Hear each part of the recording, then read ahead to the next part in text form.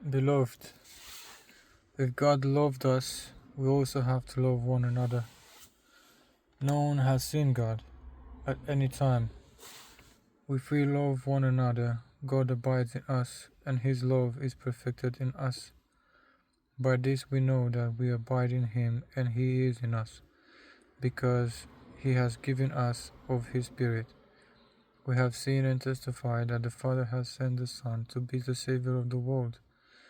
Whoever confesses that Jesus is the Son of God, God abides in him, and he in God. We have come to know and have believed the love which God has for us. God is love, and the one who abides in love abides in God, and God abides in him. By this, love is perfected with us, so that we may have confidence in the day of judgment, because as He is, so also are we in this world. There is no fear in love, there is no fear in love, but perfect love casts out fear, because fear involves punishment, and the one who fears is not perfected in love. We love because He first loved us. If someone says, "I love God," and hates his brother, he is a liar. For the one who does not love his brother, whom he has seen, cannot love God, whom he has not seen.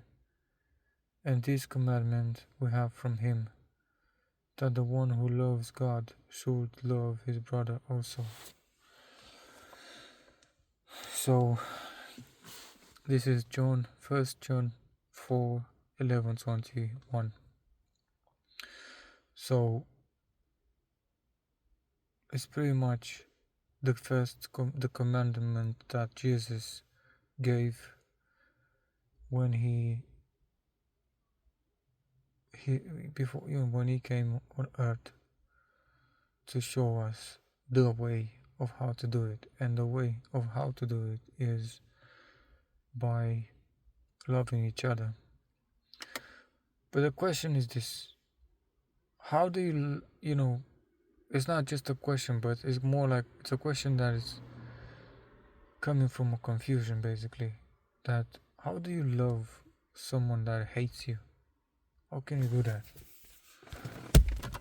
Because it's easy to talk, right?